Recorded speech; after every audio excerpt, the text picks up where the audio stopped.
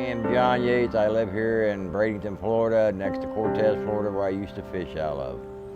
I've been fishing my whole life. I grew up in Ohio. We always had a bait store, you know, been fishing with my dad since I've been probably about 2 or 3. We fished the Great Lakes. We ended up here on the island just for one night. That was 18 years ago. And we're thinking, why do we want to leave? Everybody wants to be here. So we stayed. And so I jumped on a grouper boat at the deckhand, and a short while later, a guy threw me the keys and I started running the boat. In 2007, Mr. Yates was out on a routine excavation searching for red grouper. Around that time, there was a federally deputized Florida Fish and Wildlife officer that had noticed the boat. They stopped the boat, boarded it to conduct a routine inspection. Of the fish, there were 72 that the officer noted that were below the federal size limit. What he told Mr. Yates was, you need to go back to the dock when you're finished today, and we're going to remeasure these grouper. And so Mr. Yates complied, went back to the dock, and when the grouper remeasured, they were a few centimeters different than the original size.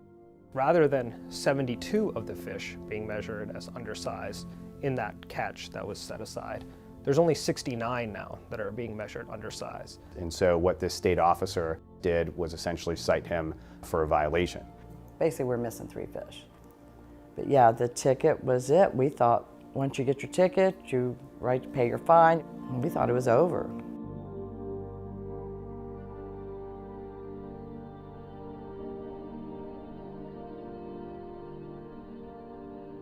This all of a sudden became a federal crime. The Middle District of Florida prosecuted him under a statute that was designed for the business world, Sarbanes-Oxley, which is the law that was passed after the Enron scandal to go after those individuals who are under a federal investigation who might be shredding records and deleting computer files. A commercial fisherman was held to have essentially obstructed a federal investigation through the destruction of a tangible object now defined as a fish.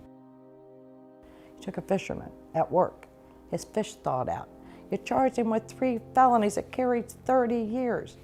Because 72 fish offshore, 69 fish is what they found on shore. So at that time, they handcuffed me, took me to the Coast Guard station, informed me that I was going to jail over the NOAA incident from 2007. So he drove me, put me in jail, and that was it.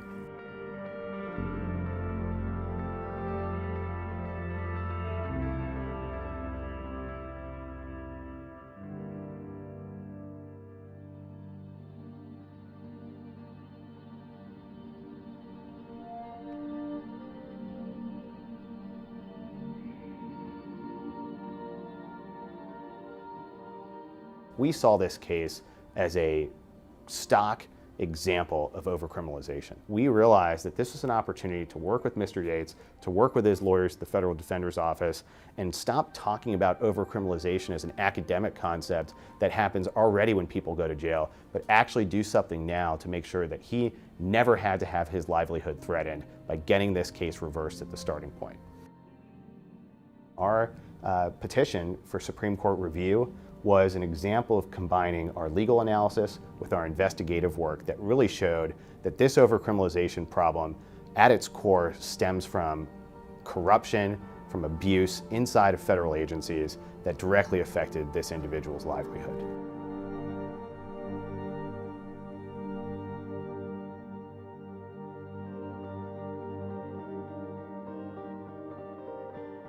Going to the Supreme Court was something I'll probably never forget. It was eye-opening, and it was validation, I think, more than anything. Yes, this is what we've been saying since day one. That was a split decision. It was a hair away from essentially threatening not just John Yates, but any individual who gets into the crosshairs of the government. Once cause of action got involved and all the amicus teams, it was, somebody cared. Somebody gave a shoot. I mean, I'm just so blessed that they did get involved. Nothing else has changed around here. I still work 2 jobs. He still has known as the fish shredder, the fish thrower. He never threw any fish. They had blackballed me from fishing for the last 6 years. I tried to open up some little furniture store, which I invested a little bit of money in, but I ain't made no money there to make a living on it. All I'm doing is breaking even and working for free, basically. You know, I'm probably well over $1 million in lost income in the last 6 years. Since then, I haven't even tried to go back to fishing. They really just wanted to live their lives, and the government came knocking, and they did what they thought was appropriate.